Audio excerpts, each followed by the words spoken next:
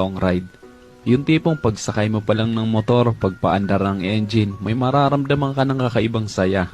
Dahil kapag nagmomotor ka sa mahabang biyahe, talagang nakakawala ng stress at ma-appreciate mo pa ang ganda ng mundo. Yung tipong habang nagmomotor ka, masasabi mo na lang sa sarili mo na, wow, ang sarap palang mabuhay. Ang ganda pala ng mundo. Lalo na kapag ang patakbo mo yung chill lang, yung ini-enjoy mo lang talaga ang moment. Madami kasi tayo kanya-kanyang problema sa buhay. Pero kapag nagmomotor ka na, makakalimutan mong problema mo. Lalo na kapag maganda ang view, maganda ang kalsada, tapos hindi mo namamalayan, nagkakaroon ka na pala ng positive mindset dahil magaan ang pakiramdam mo eh. Kaya kapag stress ka na, kailangan mo lang din talaga minsan ng mahabang biyahe bilang isang pahinga eh. Ang weird no? Kasi nakakapagod magmotor pero ito yung pahinga ng gusto-gusto ng marami. Pero sasabihin ko sa'yo, hindi ka tawa ng napapahinga kapag ka nagla-long ride ka eh. Kundi yung utak mo, kundi yung sarili mo mismo.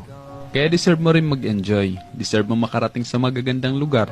Deserve mo ng bagong experience, ng bagong kwento.